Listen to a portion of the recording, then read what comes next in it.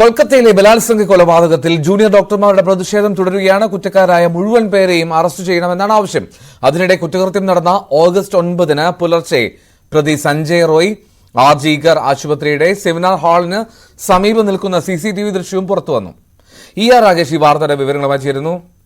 രാകേഷ്, ഈ കേസിൽ വളരെ നിർണായകമായി മാറുമല്ലോ CCTV ദൃശ്യം.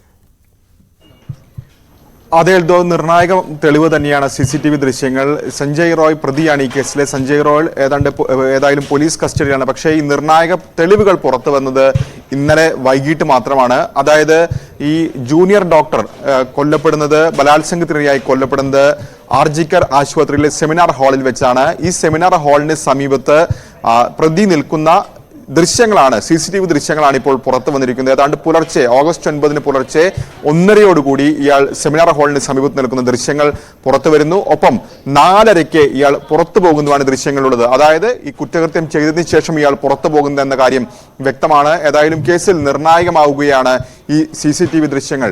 ഏതായാലും നീതി ആവശ്യപ്പെട്ടുകൊണ്ടുള്ള പ്രതിഷേധം ഡോക്ടർമാരുടെ തുടരുകയാണ്, പ്രത്യേകിച്ച് കൊൽക്കത്തയിൽ. കാരണം ഡോക്ടർമാർ ഉന്നയിക്കുന്ന പ്രധാനപ്പെട്ട ആവശ്യങ്ങൾ ഇതുവരെ അംഗീകരിച്ചിട്ടില്ല. പ്രത്യേകിച്ച് അന്വേഷണ പുരോഗതി സംബന്ധിച്ച് ഒരു അറിയിപ്പും ലഭിച്ചിട്ടില്ല എന്നാണ് ഡോക്ടർമാർ പറയുന്നത്. ഒപ്പം അവർ സുരക്ഷ അടക്കമുള്ള കാര്യങ്ങളിൽ ചില ആവശ്യങ്ങൾ മുന്നോട്ട് വെച്ചിരുന്നു, അതും അംഗീകരിക്കപ്പെട്ടിട്ടില്ല. അതുകൊണ്ട് തന്നെ പ്രതിഷേധം തുടരുന്നു എന്നാണ് ഡോക്ടർമാർ ഈ ഘട്ടത്തിലും അറിയിച്ചിട്ടുള്ളത്. ഇന്ന് ബഹുജന കൺവെൻഷൻ നടത്തുമെന്ന പ്രഖ്യാപനവും ഏതായാലും ഡോക്ടർമാരുടെ ഭാഗത്തുനിന്ന് ഉണ്ടായിട്ടുണ്ട്. എൽദോ. ഓക്കെ.